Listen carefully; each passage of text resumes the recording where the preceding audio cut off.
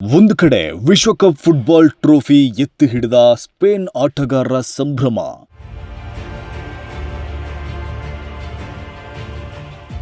ಮತ್ತೊಂದು ಕಡೆ ಯುದ್ಧದ ಅವಶೇಷಗಳ ನಡುವೆ ಬದುಕಿಗಾಗಿ ಹೋರಾಡ್ತಾ ಇರುವ ಗಾಜಾ ಜನರ ಸಂಭ್ರಮ.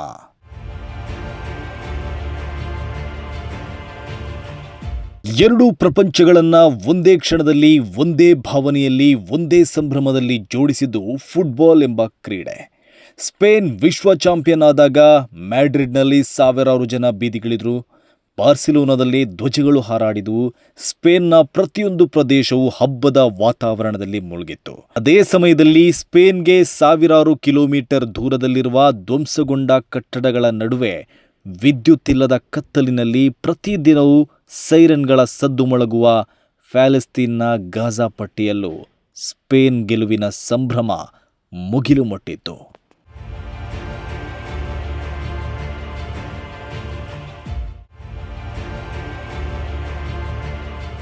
ಸ್ಪೇನ್ ಗೆದ್ದಿದ್ದಕ್ಕೆ ಗಾಜಾದ ಜನರು ಯಾಕೆ ಇಷ್ಟು ಸಂತೋಷಪಟ್ಟರು ಅನ್ನೋ ಪ್ರಶ್ನೆ ಸಹಜ. ಅದಕ್ಕೆ ಉತ್ತರ ಕೇವಲ ಫುಟ್ಬಾಲ್ ಅಲ್ಲ, ಅದರ ಹಿಂದೆ ರಾಜಕೀಯವಿದೆ, ಭಾವನೆಗಳಿವೆ, ಯುದ್ಧದ ನೋವಿದೆ, ಮತ್ತೆ ತಮ್ಮ ನೋವನ್ನು ಅರ್ಥ ಮಾಡಿಕೊಳ್ಳುವವರ ಬಗ್ಗೆ ಮೂಡಿರುವ ಆತ್ಮೀಯತೆ ಇದೆ. ಇತ್ತೀಚಿನ ವರ್ಷಗಳಲ್ಲಿ ಗಾಜಾದ ಮಾನವೀಯ ಪರಿಸ್ಥಿತಿಯ ಬಗ್ಗೆ ಸ್ಪೇನ್ ಸರ್ಕಾರ ಕಳವಳ ವ್ಯಕ್ತಪಡಿಸಿತ್ತು. ಗಾಜಾದಲ್ಲಿ ನರಮೇಧ ನಡೀತಾ ಇದೆ ಎಂದು ಸ್ಪೇನ್ ಅಧ್ಯಕ್ಷರು ಅಲ್ಲಿನ ಸಂಸತ್ನಲ್ಲಿ ನಿಂತು ಹೇಳಿದರು.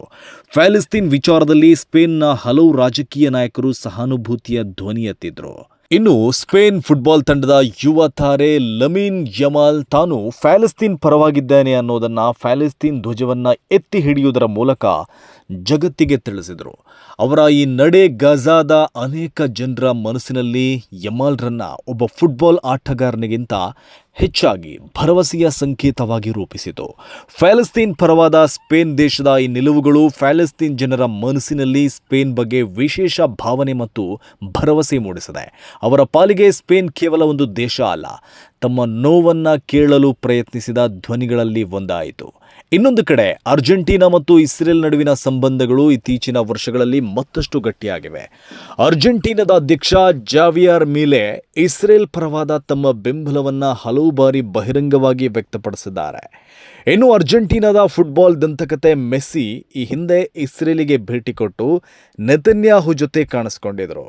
ಮೊನ್ನೆ ಫೈನಲ್ಗೆ ಒಂದು ದಿನ ಮುಂಚೆ ಅರ್ಜೆಂಟೀನಾದ ರಾಯಭಾರಿಯನ್ನ ತಮ್ಮ ಕಚೇರಿಗೆ ಕರೆಸಿಕೊಂಡಿದ್ದ ನೆತನ್ಯಾಹು ಫೈನಲ್ನಲ್ಲಿ ಅರ್ಜೆಂಟೀನಾ ತಂಡಕ್ಕೆ ಬೆಂಬಲ ವ್ಯಕ್ತಪಡಿಸಿದರು. ಇಸ್ರೇಲ್ ಜನರೆಲ್ಲರೂ ಅರ್ಜೆಂಟೀನಾವನ್ನು ಬೆಂಬಲಿಸಬೇಕೆಂಬ ಮನವಿಯನ್ನ ಮಾಡಿದರು. ಈ ಕಾರಣಕ್ಕಾಗಿ ಇಸ್ರೇಲ್ ಮತ್ತು ಪ್ಯಾಲೆಸ್ತೀನ್ ಜನರಿಗೆ 2026ರ ಫಿಫಾ ವಿಶ್ವಕಪ್ ಫೈನಲ್ ಕೇವಲ ಫುಟ್ಬಾಲ್ ಪಂದ್ಯ ಆಗಿರಲಿಲ್ಲ, ಅದು ರಾಜಕೀಯ ಸಂಕೇತಗಳ ನಡುವಿನ ಮುಖಾಮುಖಿಯಾಗಿಯೂ ಚರ್ಚೆಗೆ ಕಾರಣ ಆಯಿತು. ಹಾಗಾಗಿ ಸ್ಪೇನ್ ಗೆದ್ದ ಕ್ಷಣದಲ್ಲಿ ಗಾಜಾದ ಬೀದಿಗಳಲ್ಲಿ ಸಂಭ್ರಮ ಸ್ಫೋಟಿಸಿತು. ಈ ಸಂಭ್ರಮವನ್ನು ಕೆಲವರು ರಾಜಕೀಯವಾಗಿ ನೋಡಬಹುದು, ಇನ್ನು ಕೆಲವರು ಮಾನವೀಯತೆಯ ದೃಷ್ಟಿಯಿಂದ ಅರ್ಥೈಸಬಹುದು.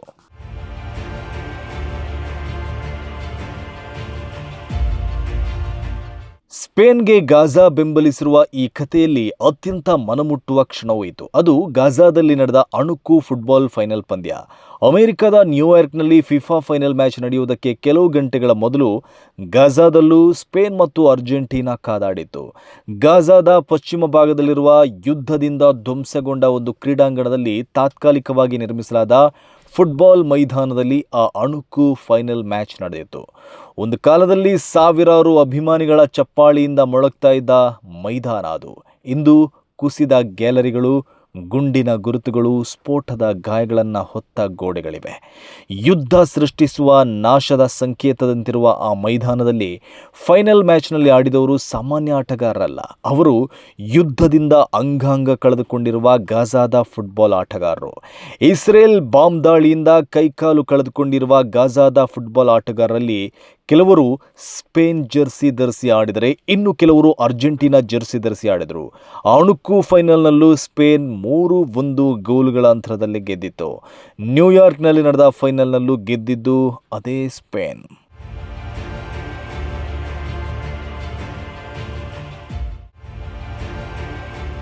ಅಲ್ಲಿ ಗೋಲು ಬಿದ್ದಾಗ ಲಕ್ಷಾಂತರ ಅಭಿಮಾನಿಗಳು ತುಂಬಿದ ಸ್ಟೇಡಿಯಂ ಇರಲಿಲ್ಲ.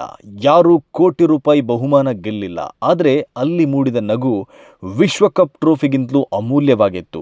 ಕಾಲಿಲ್ಲದಿದ್ರೂ ಅವರ ಕಾಲ ಮುಂದೆ ಓಡುತ್ತಿತ್ತು. ಅವರ ಕಣ್ಣುಗಳಲ್ಲಿ ಕನಸುಗಳಿದ್ದವು. ಅವರ ಮುಖದಲ್ಲಿ ನಗು ಇತ್ತು. ಅವರಲ್ಲಿ ಸೋಲನ್ನು ನಿರಾಕರಿಸಿದ ಮನಸ್ಸಿತ್ತು. ಬದುಕನ್ನು ಮತ್ತೆ ಗೆಲ್ಲುವ ಹಠವಿತ್ತು. ಅಂಗವೈಕಲ್ಯವಿದ್ದರೂ ಚೆಂಡನ್ನು ಬೆನ್ನಟ್ಟಿದ ಆ ಯುವಕರು ಕೇವಲ ಆಡಲು ಮೈದಾನಕ್ಕೆ ಇಳಿದಿರಲಿಲ್ಲ. ಆಟದ ಜೊತೆ ಅವರು ಜಗತ್ತಿಗೆ ಸಂದೇಶವನ್ನು ನೀಡಿದರು. ಯುದ್ಧ ನಮ್ಮ ದೇಹವನ್ನು ಗಾಯಗೊಳಿಸ್ಬೋದು, ಆದರೆ ನಮ್ಮ ಕನಸುಗಳನ್ನು ಕೊಲ್ಲಲು ಸಾಧ್ಯವಿಲ್ಲ ಎಂಬ ಸಂದೇಶ ಅದಾಗಿತ್ತು. ಫುಟ್ಬಾಲ್ ಕೇವಲ 90 ನಿಮಿಷಗಳ ಆಟವಲ್ಲ. ಕೆಲವೊಮ್ಮೆ ಅದು ಒಂದು ದೇಶದ ಕನಸು, ಕೆಲವೊಮ್ಮೆ ಅದು ಯುದ್ಧದಿಂದ ನಲುಗಿದ ಜನರ ಆಶಾಕಿರಣ, ಮತ್ತೊಮ್ಮೆ ಅದು ರಾಜಕೀಯದಾಚೆ ಮಾನವೀಯತೆಯ ಭಾಷೆ. ವಿಶ್ವಕಪ್ ಟ್ರೋಫಿ ಸ್ಪೇನ್ಗೆ ಸಿಕ್ಕಿರ್ಬೋದು, ಆದರೆ ಆ ಗೆಲುವಿನ ಸಂಭ್ರಮ ಗಾಜಾದ ಗಾಯಗೊಂಡ ಮಕ್ಕಳು ಮತ್ತು ಯುವಕರ ಮುಖದಲ್ಲಿ ಮೂಡಿದ ಒಂದು ನಗುವಾಗಿ ಉಳಿಯಿತು. ಟ್ರೋಫಿ ಒಬ್ಬರ ಕೈಯಲ್ಲಿ ಇರಬಹುದು, ಆದರೆ ಅದರ ಸಂತೋಷ ಸಾವಿರಾರು ಹೃದಯಗಳಲ್ಲಿ ನೆಲೆಸಬಹುದು. ಇದೇ ಕ್ರೀಡೆಯ ನಿಜವಾದ ಶಕ್ತಿ. ಸ್ಪೇನ್ ಗೆದ್ದ ಆ ಟ್ರೋಫಿಯ ನೆರಳಿನಲ್ಲಿ ಗಾಜಾದ ಒಂದು ಮಗು ಮತ್ತೆ ನಗಲು ಕಲ್ತಿದ್ರೆ, ಒಬ್ಬ ಯುವಕ ಮತ್ತೆ ಬದುಕಿನ ಕನಸು ಕಂಡಿದ್ರೆ, ಅದೇ ಈ ವಿಶ್ವಕಪ್ನ ಅತ್ಯಂತ ಸುಂದರವಾದ ಗೆಲುವು.